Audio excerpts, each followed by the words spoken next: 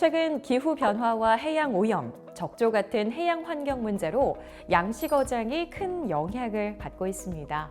오늘은 이런 문제를 과학적으로 관리하고 지속 가능한 양식업을 뒷받침하는 제도인 어장 환경 모니터링에 대해 알아보겠습니다. 국립수산과학원 해양환경연구과 김관우 연구사님 함께하셨습니다. 안녕하세요. 안녕하세요. 자, 이 어장 환경 모니터링이라는 이름을 종종 들어봤지만 정확히 어떤 방식으로 이루어지는 건지 궁금해하시는 분들이 많이 계실 것 같습니다. 구체적으로 어떤 걸 말하나요? 쉽게 말해서 바다 환경을 정기적으로 조사해서 수질이나 오염 상태를 파악하고 관리하는 제도로 바다의 정기 건강 검진이라고 할 수 있습니다. 양식장이 있는 연안이나 주변 해역을 대상으로 수온과 산소량, 오염 물질과 같은 다양한 항목들을 측정해서 그 결과를 토대로 어장을 효율적으로 관리하고 수산 정책도 수립할 수 있습니다. 네, 단순한 감이 아니라 정확한 수치를 기반으로 바다의 건강 상태를 들여다보는 거네요. 자, 이렇게 어장 환경을 주기적으로 조사하는 이유는 뭔가요? 현재 우리나라 수산물 생산의 약 60% 이상이 연안 양식에서 나옵니다. 그런데 요즘 바다 상황이 진짜 만만치 않습니다. 기후가 바뀌면서 바닷물 온도가 급격하게 올라가기도 하고요. 산소가 부족해져서 산소 부족 물덩어리라는 게 생기면 조개나 멍게와 같은 수산 생물들이 숨을 못 쉬고 죽습니다. 또 한쪽에서는 육상오염 물질이나 양식장 찌꺼기가 바다로 흘러들어가서 그 지역 물이 탁해지고 영양염류 농도도 높아지게 되죠. 이후 질소나 인의 과도한 유입으로 식물성 플랑톤이 비정상적으로 증가하고 수질이 악화되는 현상인 부영양화나 유기물 오염을 유발하여 수산생물의 성장 저하나 폐사까지 이어집니다. 이러한 상황에 대응하려면 환경 상태를 미리 알고 관리해야 양식업을 지속할 수 있는 거죠. 네, 아무리 양식 기술이 좋아도 바다 환경이 뒷받침되지 않으면 한계가 있다라는 거네요. 양식 산업을 안정적으로 운영하려면 결국 바다 자체를 먼저 돌봐야 하네요.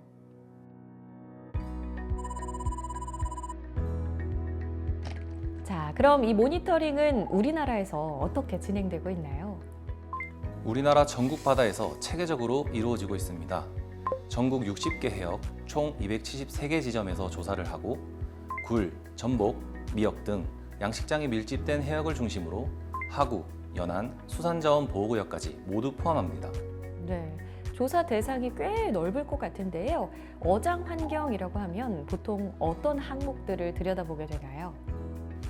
조사 대상은 크게 세 가지입니다. 해수, 퇴적물, 해양 생물인데요. 해수에서는 수온과 염분, 용존 산소, 질소나 인과 같은 영양염료 등을 측정하고 퇴적물은 총유기탄소, 산휘발성 황화물뿐만 아니라 중금속 등 유해물질도 조사합니다.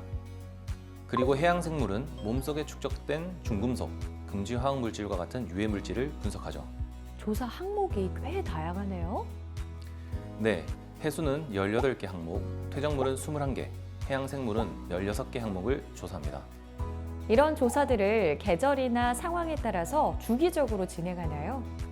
조사는 연 1회에서 4회까지 하는데요. 해수는 연 4회, 퇴적물은 연 2회, 해양 생물은 연 1회 측정합니다. 실제 조사는 어떻게 이루어지는지도 궁금한데요.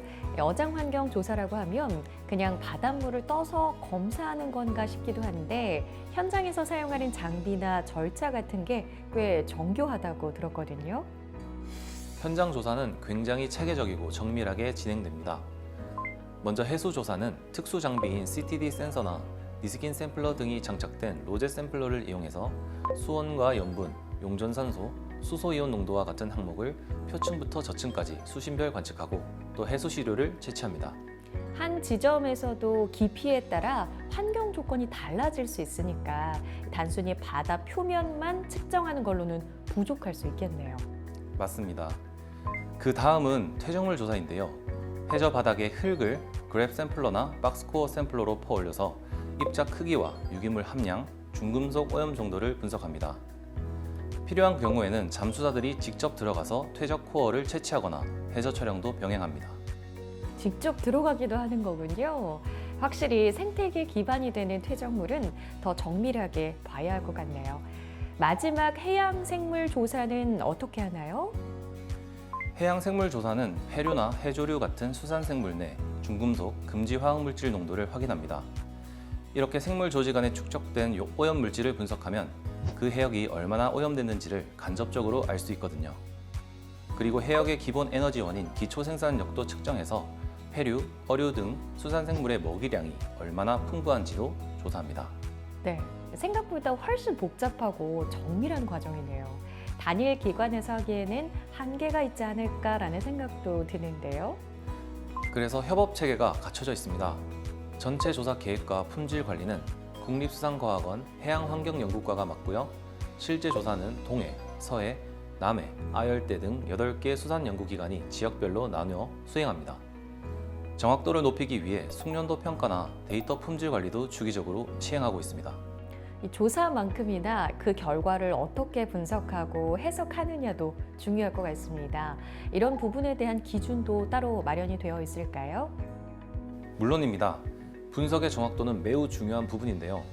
국립수산과학원은 해양환경 분야에서 국내 최초이자 유일하게 지정된 코라스 국제공인 시험기관입니다. 국제적으로 안정된 기준과 절차에 따라 해양환경 분석 전용 실험실을 운영하고 있고요. 여기에서 해수나 퇴적물, 해양생물 시료에 대한 정밀 분석을 수행합니다. 숙련도나 정확도 모두 양호한 수준으로 국제적으로도 신뢰할 수 있는 수준의 결과를 제공하고 있습니다.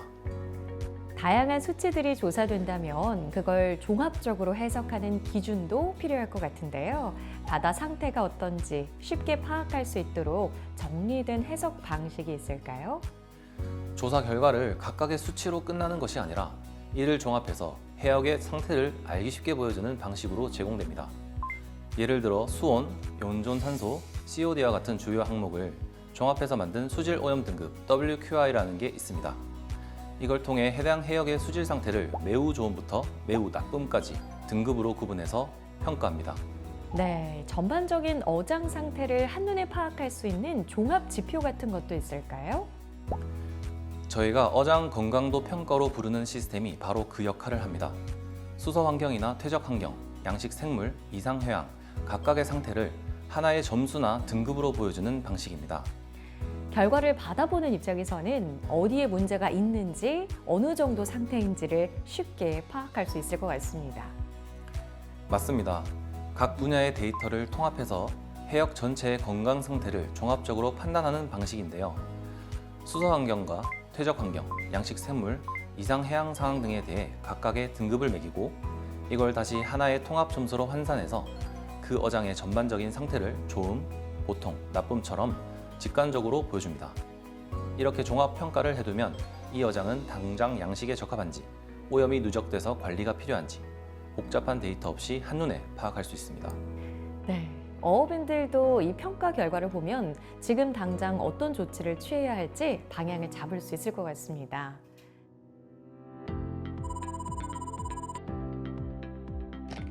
이렇게 모인 데이터들은 결국 양식장 운영이나 환경 대응에 직접 연결될 텐데요. 어떤 식으로 활용되고 있나요?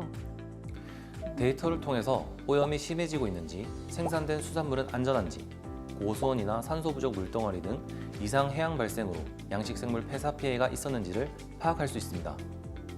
예를 들어 지금 보시는 통합평가에서 완도 연안의 해조류 양식장은 2월에 수서 환경은 보통이었지만 퇴적 환경은 좋았고 안전한 수산물이 생산되고 있고 이상 해양이 발생하지 않아서 폐사 피해도 없었다는 것을 알 수 있습니다. 실제 정책이나 현장에도 연결된다고 들었습니다. 특히 양식업자들에게도 도움이 많이 될 것 같은데요. 양식하는 분들에게는 진짜 중요한 자료입니다. 고수온이나 산소 부족이 예상되면 미리 대비할 수 있고요.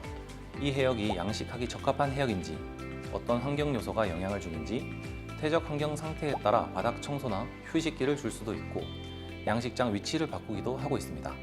심지어 양식하는 품종을 바꾸기까지 합니다. 양식장 운영 방식 자체가 데이터를 기반으로 달라지네요. 어장마다 적정한 양식 규모가 다를 텐데요. 혹시 그런 기준 수치도 데이터로 산정할 수 있나요? 바로 어장 수용력이라는 개념인데요. 예를 들어 이 바다가 몇 톤의 굴을 키울 수 있을까 그 수치를 데이터 기반으로 산출할 수 있습니다. 그래서 과밀한 양식을 피하고 수익성과 환경 모두를 지키는 균형점을 찾는 데 쓰이죠. 산소 부족 물덩어리나 자연재해 같은 피해가 발생했을 때도 이 데이터들이 도움이 많이 된다고 들었습니다. 자연재해나 산소 부족 물덩어리로 피해가 발생했을 때 모니터링 데이터가 있으면 보험 보상 근거로 활용되기도 합니다. 네, 정말 실질적인 도움이 되네요. 이제는 감이나 경험만으로 운영하던 시대가 아니고요. 과학적인 데이터에 기반한 어장 관리가 핵심이 되는 시대입니다. 네, 이런 자료들을 일반 어업인이나 국민들도 직접 확인해 볼 수 있을까요? 그럼요, 누구나 볼 수 있습니다. 국립수산과학원 누리집 어장 환경 모니터링 웹사이트에 들어가시면 지역별 어장 상태, 수온, 산소량, 오염 물질과 같은 상황을 언제든지 확인할 수 있습니다.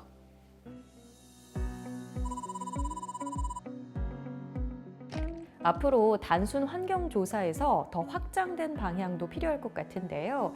기후변화 대응이나 미래 대비 측면에서 어떤 과제들이 있을까요?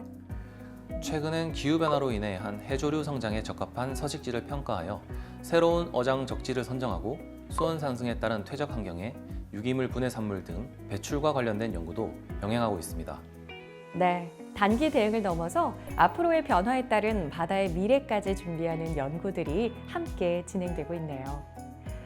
오늘 이 시간을 통해서 어장환경 모니터링이 단순한 관찰이 아니라 우리 바다를 지키고 수산물의 품질을 지키는 과학적 활동이라는 걸 알게 되었습니다. 앞으로도 건강한 바다를 위한 모니터링이 계속되길 기대합니다. 오늘 말씀 감사합니다.